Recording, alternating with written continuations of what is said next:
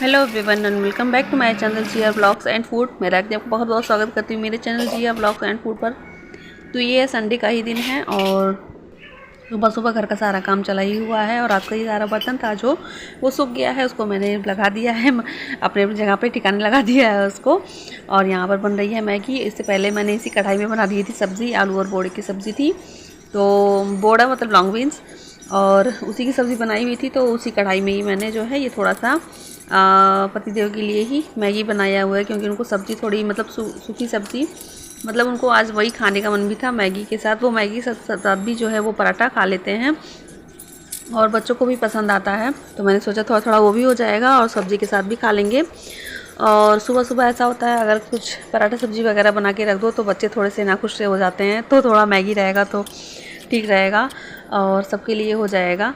और यहाँ पर मैंने जो है छुट्टियाँ चल रही हैं बच्चों की, लेकिन वही है टिफ़िन का तो बनाना ही होता है, हस्बैंड जी के लिए बनता है। तो फिर उसी में जो है सबका नाश्ता पानी जो है वो भी रेडी हो जाता है। बस पराठा जो है वो बाद में बनाती हूँ और थोड़ा बहुत जो बना कर देना होता है बस वही दे देती हूँ। और फिर बाद में जो है ये नहाने से पहले का ही सीन है नहाने से पहले का ही सारा काम है।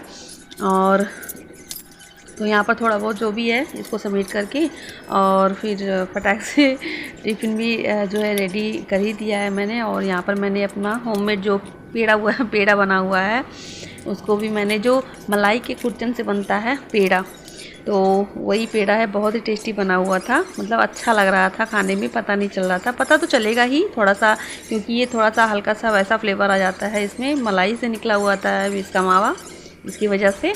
तो लेकिन टेस्ट मुझे इसका ज़्यादा पसंद आता है, तो फिर मैं इसे वेस्ट नहीं जाने देती हूँ बिल्कुल भी कभी मिल्क केक हुआ, कभी पेड़ा हुआ, और इस तरह से बनाकर जो है उसको खा लेती हूँ। और यहाँ पर मेरा सुबह सुबह जो है मेथी पानी, ये कापड़ का पानी है और मेथी, ये दोनों पी लो तो थोड़ा सा पेट में जो है वो रहता है कि हाँ सुबह सुबह की भाग दौड़ में थोड़ा रिलैक्स हो जाता है, मतलब शरीर थोड़ा। और गर्मी भी चल रही है इस समय, तो प्यास तो लगती ही है, किचन का काम करना हो या बाहर कुछ भी करना हो तो थोड़ा बहुत तो प्यास थोड़ा लगता ही है।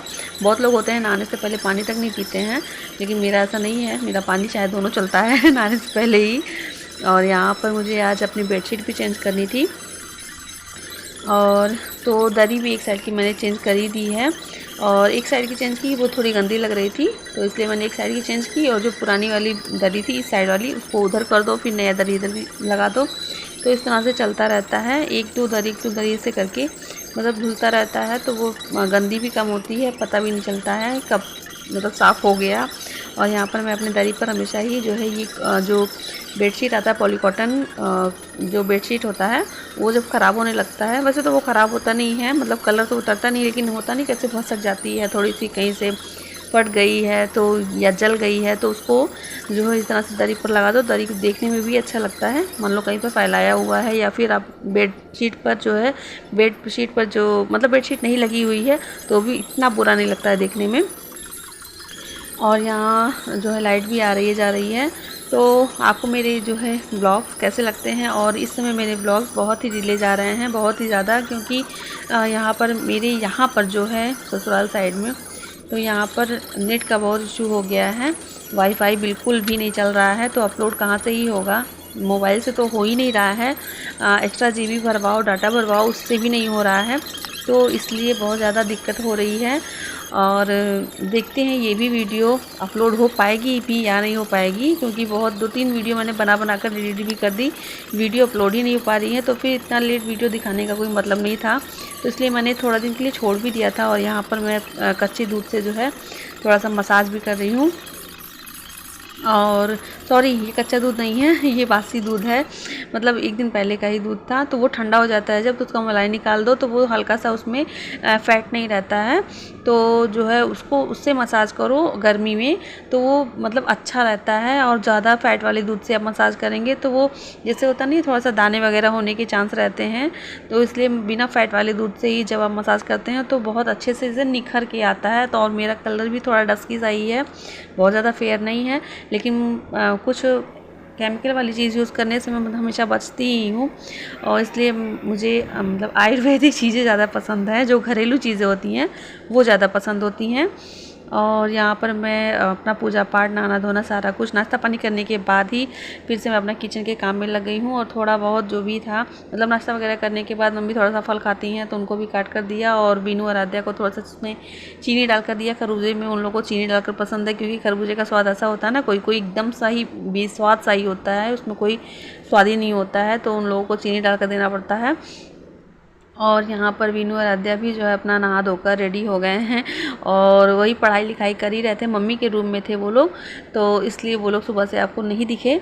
और यहाँ पर इन लोगों को खाना था जो आटे का चीला होता है, नमक ज़ीरा केवल डालकर, बस यही डालकर इन लोगों को पसंद आता है, तो ये खाना था। और मैंने आज खाना बनाया भी नहीं था, और क्योंकि सुबह का जो मतलब ये सब्ज़ी आलू बोड़े की सब्ज़ी थी और पराठा ये भी रखा हुआ था, लेकिन इन लोगों को ये खाना था, तो फिर सब कुछ मिला जुला कर यही खर्चा हुआ, और एक्स्ट्रा खाना नहीं बना था।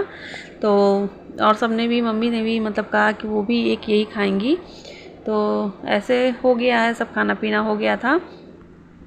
और एक दिन पहले का जो वो थोड़ा सा दाल बचा हुआ भी था, दाल और चावल, तो उसको फ्रिज में रख दिया था, तो फिर खाने के टाइम पर उसको निकाल कर फिर से गर्म कर दो, तो साथ में कहते नहीं, जब थोड़ा खाना बचा होता है तो समझ में नहीं आता कि क्या बनाए क्या खाएं, और जब खाने वाले भी कम हो तो समझ में नहीं आता कि क्या बनाए क्या खाएं।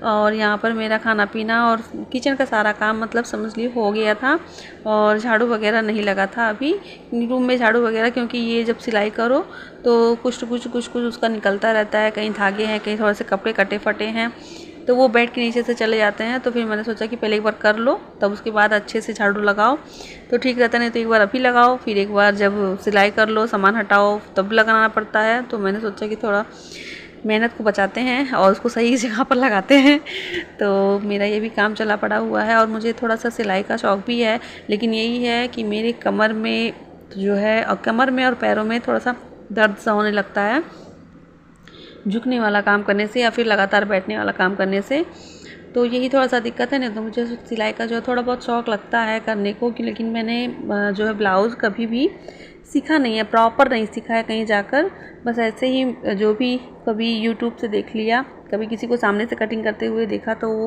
उस तरह से कुछ सीख लिया, तो उसी से सब काम चलाऊँ हो जाता है। इतना हो जाता है कि हाँ, अपने भर का जो है सिल ही लेती हूँ, थोड़ा बहुत कुछ रहता है घर का सिलना उलना, तो वो भी हो जाता है। और यहाँ पर मैं बना रही हूँ नेट के कपड़े का जो है फ्रिल है ये, तो ये भी ब्लाउज़ में ही लगाना है। बाकी ब्लाउज़ मेरा बनकर रेडी हो गया था, बस ये फ्रिल लगाना हुआ बाकी रह गया था सब जगह पर, तो मैंने सोचा पहले इसको लगाऊँ, उसके बाद ही आपको इसका ऑल ओवर लुक आपके सामने पेश किया जा रहा है। तो आप कमेंट के ज़रिए ज़रूर बताइएगा कि आपको मेरा ये ब्लाउज़ जो रेडी हुआ है, इसका डिज़ाइन आपको कैसा लगा। और ये कहीं से भी नहीं देखा हुआ है, मतलब ये मैंने ही जो भी मेरे मन में था मैंने ऐसे ही बना दिया, और मेरा मन कर रहा था इस टाइप का पहनने का, तो मैंने ये ऐसे ही बना दिया है। और इसके आस्तीन में यहाँ पर मैंने एक बटन लगा दिया है, बच्चों का ही कोई किसी चीज़ में से निकला होगा, तो मैंने वही लगा दिया। नहीं होता तो फिर इसी के कपड़े का ही बना देती किसी और बटन में लगाकर जो है। और यहाँ पर मैंने इसे फ्रिल वाला ही ये इसका आस्तीन भी दिया है, बाजू भी, तो बाजू में मैंने सोचा था इसको लगाने के लिए ये नेट के कपड़े को, लेकिन बहुत ज़्यादा हो जाता इसलिए मैंने नहीं लगाया। तो चलिए आप भी इंजॉय करिए।